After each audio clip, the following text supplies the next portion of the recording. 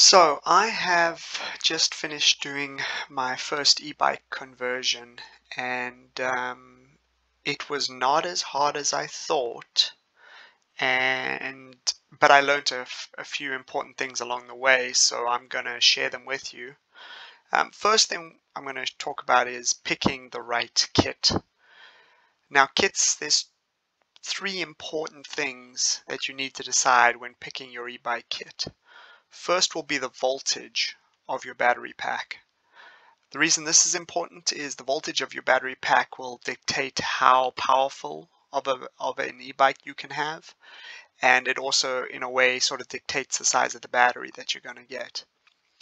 Next, you need to decide the wattage of your e-bike. This is kind of how powerful the e-bike is. They make 250 watt, 350 watt, 500 watt, 750 watt, and 1000 watt e-bike kits. In my opinion, the 250 watt and the 350 watt are not powerful enough for an e-bike conversion. And those 250 watt and 350 watt kits, they will assist you when you pedal, but you are not going to be riding around like a motorcycle without any pedaling. The kit I did is 500 watts, and with a 500 watt kit and a good battery, I absolutely can ride along without pedaling at about 25 miles an hour happily, and the bike just zooms along. 500 watt I think is a really good size kit for most people. The 750 watt and the 1000 watt kits are pretty serious kits. You will likely, those kits are intended more for true enthusiasts, and those kits will do probably 40 miles an hour. So for the average person who just wants a bit of, help when riding their bike, those kits are probably too powerful. They're also more expensive. You need larger battery packs. So I think for the average person, a 500 watt kit is the magic number for picking an e-bike kit. Now, the third thing that you need to decide is where are you going to install the motor. The kits come in three flavors, and the motor can be installed in three places, and so you need to decide where are you going to install the motor. The first style of kit is a front wheel drive conversion, where you change out the front wheel of a bicycle with an electric wheel. This is the easiest kit to install, and I think honestly probably the right this is probably a good kit for a lot of people. This is the easiest to install. You don't have to mess with the chain or the gears or anything like that. The only downside is if you get a very powerful e-bike, you could get a bit of wheel slip, kind of like a front-wheel drive car. If you have a powerful front-wheel drive car, you tend to get a bit of wheel slip and wheel hop. If you get but I think at 500 watts, a front-wheel drive conversion is just fine. Now, the second kind of conversion you could do is a rear-wheel drive conversion. This is the conversion I did. I did a rear-wheel drive conversion.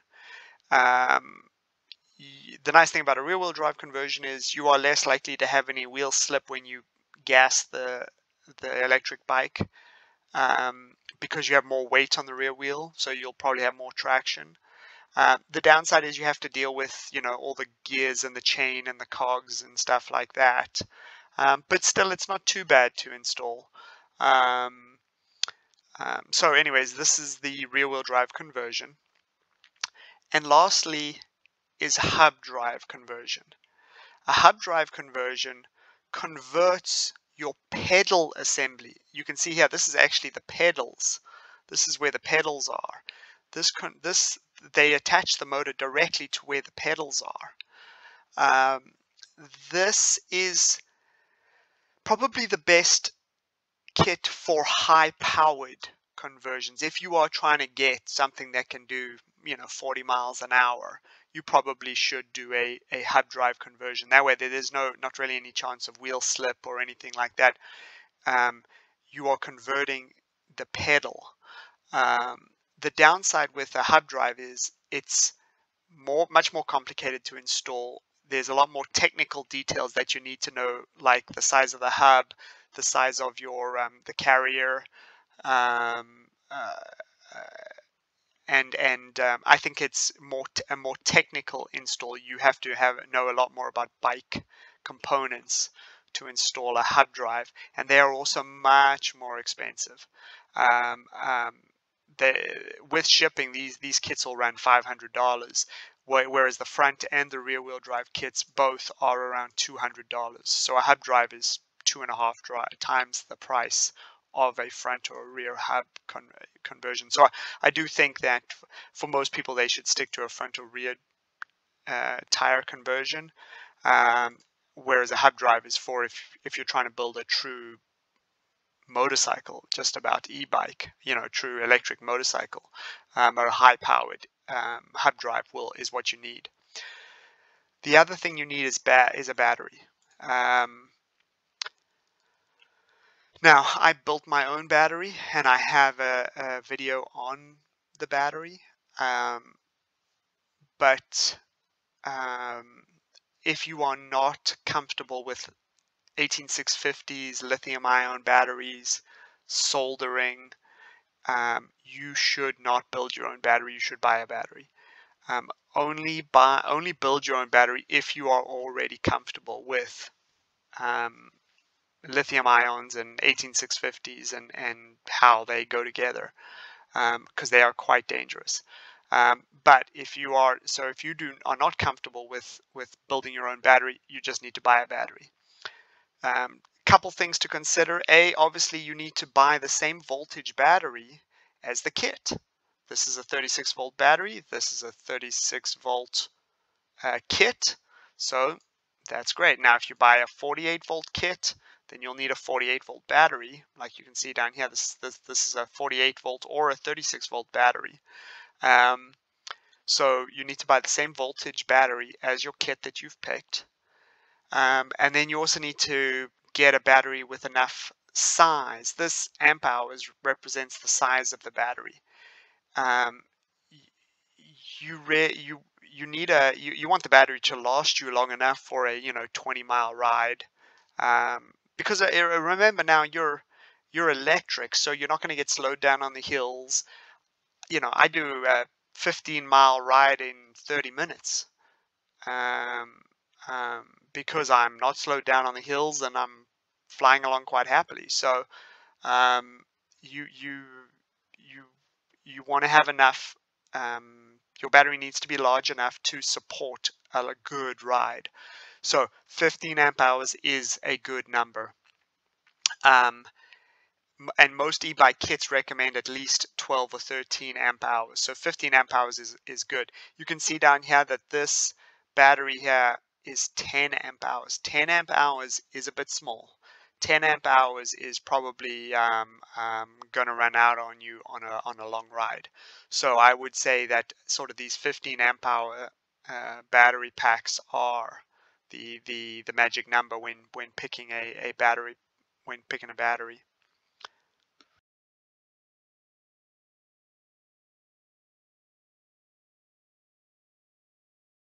Okay, so quickly I want to give an overview of a few things. This is my bike. You can see that the rear wheel is now electric. This is a full suspension mountain bike, meaning that the rear has suspension and shocks. Why this is important is that most e-bike conversions, you put the battery here in the A-frame. Well, unfortunately I can't do that because I have the shock system and this actually moves back and forth. So there is no room here for the conversion. So I will have to use a luggage rack on the back to carry my controller and my battery. I'm still waiting on my, I ordered a sort of a luggage bag that'll go on the back here that the battery and the controller will go in, but for now I just have something temporarily rigged up just for testing purposes. But yes, I'll make sure your battery and your controller go into a proper bag, whether it's here or whether it's here. They need to be protected from moisture and from any accidental messing with the wires. Like I said earlier, this is a rear wheel conversion. You can do the front wheel conversion, or you can do a hub drive conversion. Either way, whichever one you do, you will have to snake wires from the motor up the frame to the controller and then to the battery. You will also have your controls at the front of the bike here, and we'll talk about the controls in a second, because that's actually probably where I had the most issues, was actually with the controls, not with the bike, not with the wheel. So we will talk about controls in a second.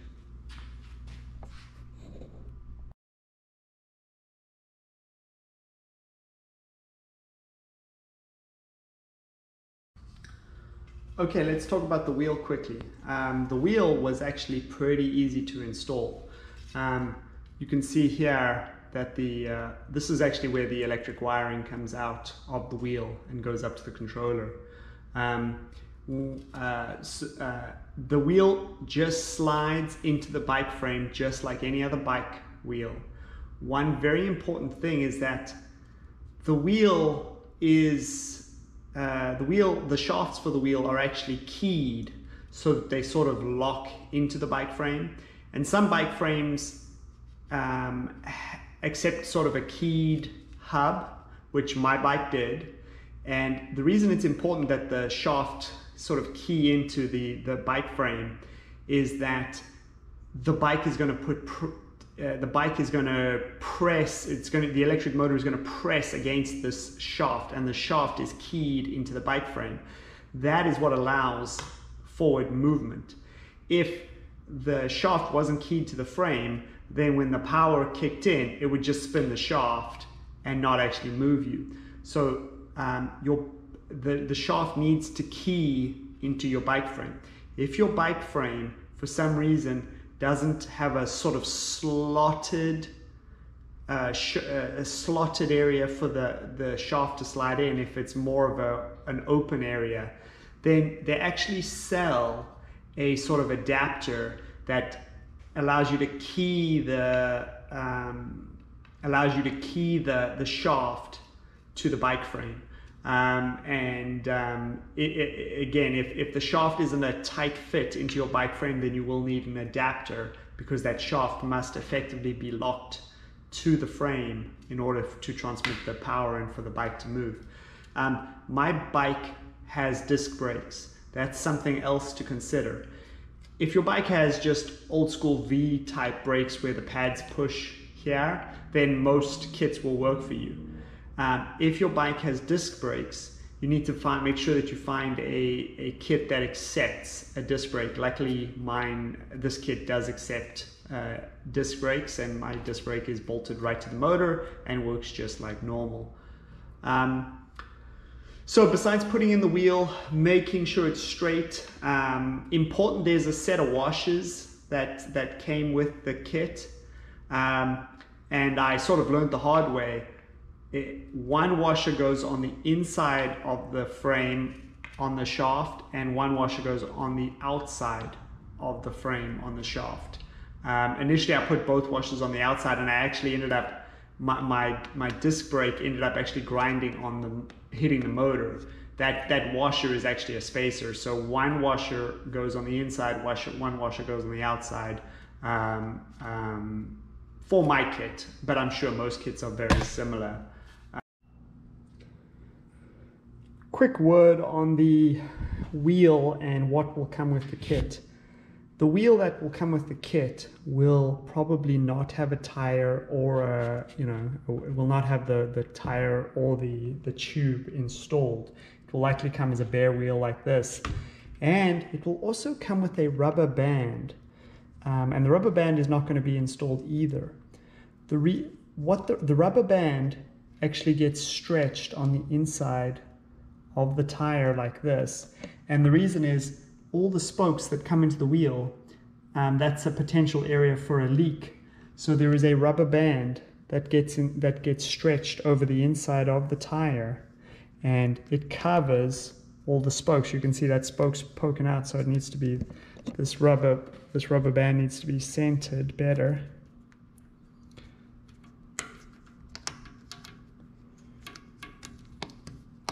There you go. So now the rubber band covers all the spoke holes and makes this airtight. Then your tire will go around, you leave it deflated, and then you wrestle the tire on. I will say that this is the tire that came with my Ebike kit, and it's horrible. It's very plasticky, not nice at all. So you will be able to use your old tire and your old tube on the Ebike wheel since they're the same size. And I suggest you do that. That's exactly what I did. I reused my old tire and my old tube because these Chinese kits, although the motors are actually pretty nice and the controllers work fine and everything like that, the tire, the tube, all of that, they cheaped out and got the cheapest tire and tube that they can get.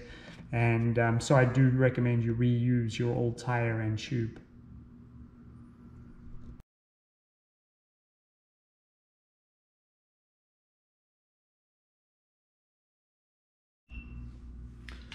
Okay, so as I said, the handlebars was actually where I had some of the biggest issues, and I thought that was going to be super easy to handle. So the kit originally came with this sort of twist throttle type twist throttle type mechanism, which worked fine. This is the on-off switch. Pressing this turned on the display and enabled the electric motor. And that's fine, and it fit on here fine. The problem I had is with this installed, I couldn't actually shift gear. Because this lever comes down like this, it would hit the on-off switch. So my choices were either to move the shift mechanism way back so that there was enough clearance for this, which then it wasn't practical for me to reach, or I ended up actually basically having to switch mechanisms. Now that switching the throttle mechanism actually had some other benefits. Another thing that comes with the kit is a brake lever. And this is the reason it comes with a brake lever is if they don't want you to have the motor going while you're braking. So this brake has a sensor so that if you in an emergency grab the brakes, that'll cut the motor so that you don't have the motor going at the same time as you're trying to brake. Now that didn't work for me either, and let me show you why. Let me move this camera.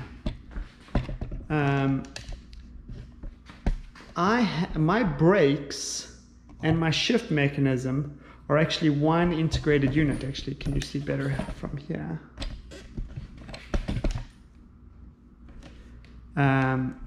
My brakes and my here's my brake. My brake and my shifter are one integrated unit. So I can't change my brake without changing my shifter. And the thing is, a lot of bikes come this way. Another thing that I thought about, some bikes change gears with a twist grip. You change gears by twisting and twisting the grip to change gears. My wife's bike works like that. So how am I supposed to use a twist throttle if you already have a twist gear lever? So this twist throttle I think is useless, and I got rid of it almost immediately. And I changed to this thumb style this thumb style controller. And let me turn it on. You can see the battery's full, and that turns on the electric motor and turns off the electric motor. So on the ride, you know, you can have it off when you're just pedaling normally, but when you come to a hill, you can click it in with your thumb and push the button and you're ready to go. Using this actually had a number of benefits for me. Firstly, this area is more open underneath, so my shifter, I can actually shift gears now. It also, this sort of throttle removed the need for me to use this brake lever. And the reason is, with the twist throttle, it is possible to sort of have the throttle on and twist it and then grab your brakes. And that's why they have to then make the electric brakes to cut out the motor. With a thumb throttle, it's virtually impossible to grab the brakes and keep your thumb on the, you know, you don't have any way to put leverage. You naturally bring your thumb here when you go to pull the brakes. And so it's pretty much impossible to be on the throttle and be pulling the brakes. So by using this thumb throttle, I don't need to change my brakes. I don't need to use that electronic braking system.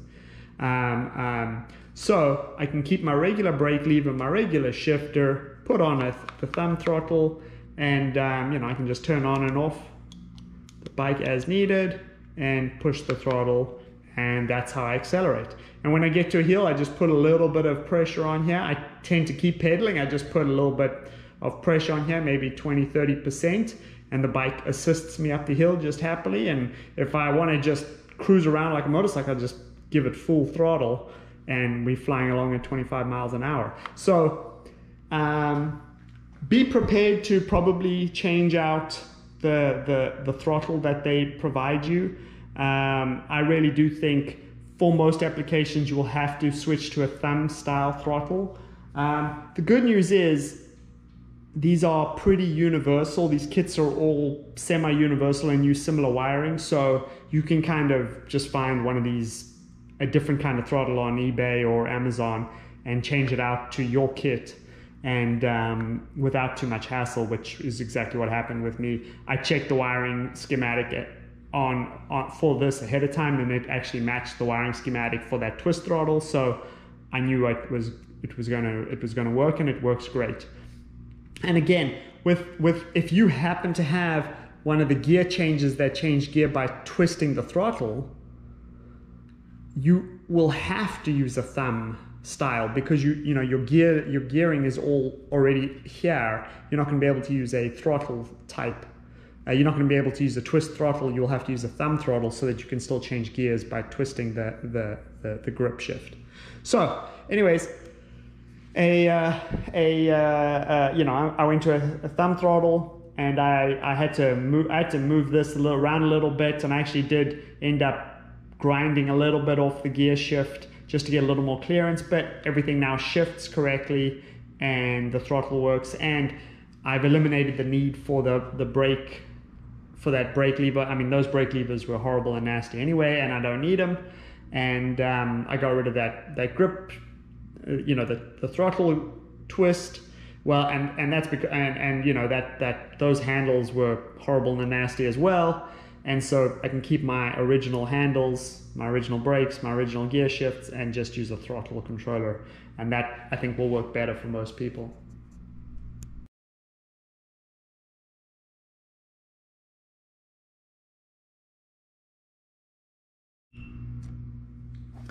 Let's talk about pedal assist quick. Most kits, you know, come with this sensor and this disc. And this actually is supposed to go back there behind the pedal. And this is a pedal assist sensor. And what this is this can measure how hard you're pedaling, and then the harder you pedal, the harder it'll activate the motor. So the motor is actually 100% dependent on how hard you pedal. This is required in Europe. In Europe, you're not allowed to have an electric bike that you just hit the throttle and drive it like a motorcycle. They require that the bike, you know, work such that the harder you pedal, the harder, the harder the motor works. So this is a pedal assist sensor. In the United States and other parts of the world, I would probably throw this away. If I want assistance, I just give it a little gas with my throttle, and the bike helps me out up a hill. I think this just limits the kit and takes away some of the enjoyment, and it's actually one of the more complicated pieces to install, because you have to disassemble the pedal carrier and install this. So I think as long as you aren't in Europe, I would trash this and not use the pedal assist sensor. I think it's unnecessary. Just use your throttle as you need it, and I think you'll be quite happy. Okay, let's quickly talk about the controller that will come with your kit. I know that this looks like a mess of wires, and it is, but the reality is 60% of the wires are actually useless and you don't connect. 2 of the wires, the instructions say, plug these 2 wires together if you want to be road legal and travel under 18 miles an hour. So of course I plugged those 2 wires together.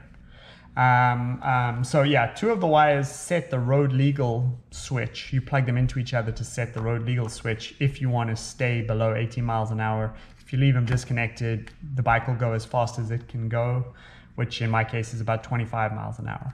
So 2 of the wires I can ignore right away. Then 2 sets of these wires are for the brake sensors, which I'm not using because of my throttle type, because of my thumb throttle. One of these wires goes to that pedal assist sensor, which I'm not using. So really, all these wires that I've sort of heat shrink together to keep orderly, I'm not even using. So I can ignore a lot of those wires. This is your main battery wire with an XT60 connector on it. Plugs into the battery, and then I've pigtailed on a second wire so that I can plug in a charger whenever I need to charge. I don't have to unplug the battery. I can just plug in the charger right to this pigtail and it'll charge up the battery.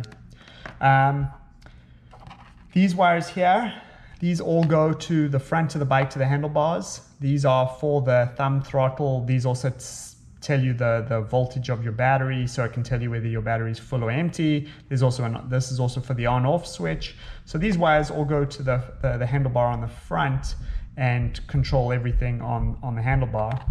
And then these wires here go to the motor. These 3 wires here are the main power wires to the motor. This bunch of wires here is actually for these things. These are for these give it the pedal assist sensor. These send motors to the signal for the pedal assist and some of the other things that I'm not even using. I have tested. The bike works great even with this disconnected, because when you're just using it based on your throttle position, then all you need is your main power. You just need to send power to the motor. Otherwise, I do plug this in just because all of this goes to the motor, but this is actually of not much use if you are not using all the other sensors that are in this bundle of wire here. So lastly, this is my battery. This is a 36 volt battery. It is 6 batteries in parallel and 10 batteries in series.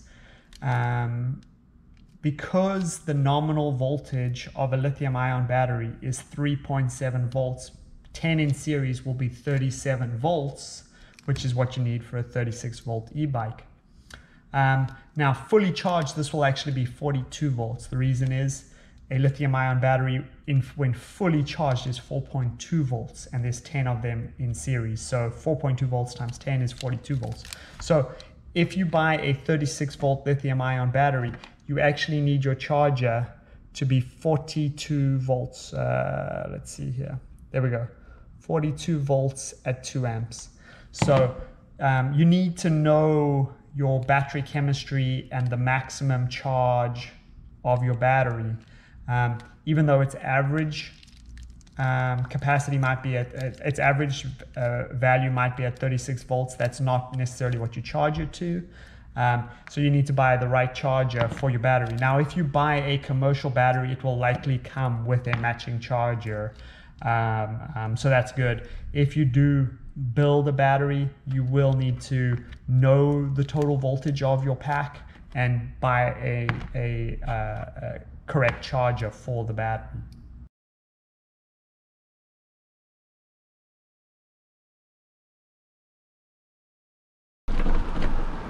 Okay, this is no pedal acceleration.